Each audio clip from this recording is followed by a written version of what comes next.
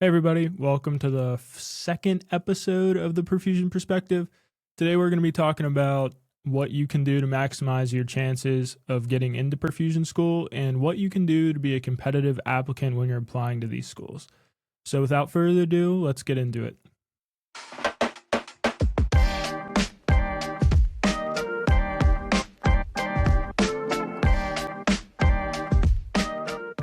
All right, everybody. So there's a multitude of things we have to consider to be a competitive applicant for Perfusion School. And the way this episode is going to work is I'm going to list all of them out for y'all. Then we'll go through them one by one, go into the specifics, go into more detail about them, about what's expected from schools. And hopefully by the end of this episode, you'll know exactly how to apply to Perfusion School and how to make yourself stand out from the crowd. So the things we need are a bachelor's degree. We talked about that in our last episode. A solid GPA. You need to shadow. You need clinical experience. Most of the time, it's very helpful. It's not required. It's very helpful, and we'll get into that more. You need a personal statement or personal essay for each school, and you're going to need letters of recommendation. Now, some schools also require you to take the GRE, or it's basically the SAT for graduate programs. Some schools require it. Mine didn't. A lot of the schools don't. I'd say most of them do not. But you can figure that out by checking a school's website. It'll say on their website whether they require it or not. I didn't take it, so I can't help y'all out with that. But there's a lot of resources out there to help with that if you have to take it. So bachelor's degree and GPA is the first thing we're going to talk about. Obviously, we need a bachelor's degree. We talked about this in the last episode a little bit. Any college, any university, really any major most of the time, just complete that bachelor's degree and get a good GPA. You'll see generally the minimum GPA is a 3.0 across the board. There are exceptions. Some schools require 3.25 or 3.5, but most of them require a 3.0. Now that doesn't mean go for a 3.0. A lot of the students I know and a lot of the students I've talked to have a higher GPA than 3.0. Now, don't get me wrong, there are students with a 3.0 who get accepted into Perfusion School, but it's definitely the minority. Most students have around a 3.5. That's, I think, a good place to aim. Always go for the best, but a 3.5 is generally going to tell you that if I don't get accepted, it's not my GPA. Unless you have a 3.5 and your prerequisite GPA, which I hadn't mentioned. They look at a cumulative and a prerequisite GPA most of the time, meaning they're going to look at your GPA of every class you've ever taken, as well as the GPA that covers just the classes they want, or just the science classes, or just the prerequisites, to make sure that you're excelling in the areas that you need to. So have a high cumulative GPA and have a high prerequisite GPA. That's all you can really do in this situation for this aspect of the application. If you don't have a high GPA, improve it. Show them that you are willing to do better. You're committed. Show them an upward trend in your GPA. All right, so next thing we're going to talk about is shadowing. This is an extremely important part of your application to Perfusion School. This is something that I think made my application stand out a lot. I shadowed roughly 15 to 20 cases as an applicant throughout 2 or 3 years.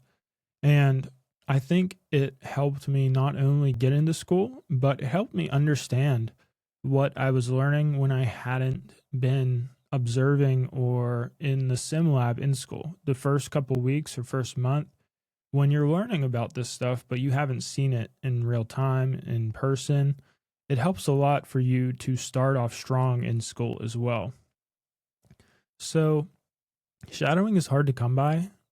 It's especially with only roughly 4,000 perfusionists in the whole country, and them only working at cardiac centers. It's hard to come by. I'll be posting stuff on my social media, Instagram and TikTok, about how you can pick up shadowing, how you can get in contact with perfusionists. It's not really worth an entire podcast episode. So I'll post on the Instagram, the TikTok, the YouTube shorts about that stuff. So that's the same name as the podcast. If you want to go check that out. But it's extremely important. It's needed. Most schools require one shadowing experience. I say go to the moon. Do as many as you possibly can. It's only helpful. And when you're shadowing, be there. Like, we know you're there physically, be there mentally. Ask them questions. Bring a notepad. Write down all the stuff you observe. If you didn't ask a question that you thought about afterwards, look it up. Try to figure out as much as you possibly can, because that can only help you in your journey to becoming a perfusionist. So the next part I want to talk about is clinical experience. This is not an essential part of an application. I have classmates, I know perfusion students that don't have clinical experience. Now, they made up for that with shadowing and other parts of their application, but with clinical experience, it raises your competitiveness in terms of an application a significant amount. So I highly recommend it. It helps you in so many ways. You get to appreciate the roles of the hospital from a different perspective other than the perfusionist. You get to learn what it's like to work in a healthcare environment. You get to experience the 12-hour shifts. You might be on call if you're a certain position during your clinical experience. You might have to deal with emotional distress of a patient during clinical experience. So it gives you an idea of what it's like to go in every day and do this stuff. And in my eyes, that's essential, because you can't really get that knowledge of what it's like to be there in the situation and have responsibilities, like dealing with someone's life, unless you are there. So in my eyes, it's an essential part. I would try your hardest to get clinical experience, work in a healthcare job, try for the OR. But if not, it's not the end of the world. I would try to bolster your applications significantly in other areas if you don't have clinical experience. But in my eyes, it's something that's extremely beneficial for yourself and the admissions committees and your applications. So the next aspect that I want to talk about is the personal statement or the personal essay. They're the same thing. Some schools call them different things. It's essentially an essay about yourself, why you want to be a perfusionist, what led you to be a perfusionist or want to be a perfusionist, and what you plan to do when you reach that goal. Now, this is an extremely important part of the application in my eyes, because before this essay, you are numbers and a resume to these admissions committees. They have no way of knowing who you are as a person. So in my eyes, it's extremely important, because how are they going to discern your passion for cardiovascular perfusion from someone who might just be applying to a school because, I saw they have a good salary or they have a decent salary. They have no way of discerning that. So this essay is meant to display your passion for perfusion and talk about yourself and your journey with the field. Now, it's also very important to note that admissions committees read hundreds of these. So a page to a page and a half is concise and good enough. Trim it all down, page and a half. I don't think anyone wants to read 5 to 10 pages on just your story, especially when they have to read hundreds of other students' stories. So keep it concise, display your passion, tell these people who you really are. It's also very important to note, please have it proofread by someone you trust, reread it yourself, have someone else read it, because the worst thing is you write this essay and you have grammar and spelling mistakes everywhere. That's the easiest way to turn off a admissions committee, because if you can't bother to change or read over, check yourself in an essay, what makes them think you're going to do that when you're taking care of people's lives or you're in school, stuff like that. So display your passion, talk about yourself, and have it proofread, please. So the last thing that I want to talk about is letters of recommendation. Now, these are a lot more important than you might think. This goes hand in hand with the essay portion of the application because this also humanizes you. It's not a number or it's not a resume. This is people talking about what they think of you in the setting that you know them from. When I was applying, I got a letter of recommendation from my organic chemistry professor, my lead at my anesthesia tech job, and a perfusionist that I shadowed a lot of cases with.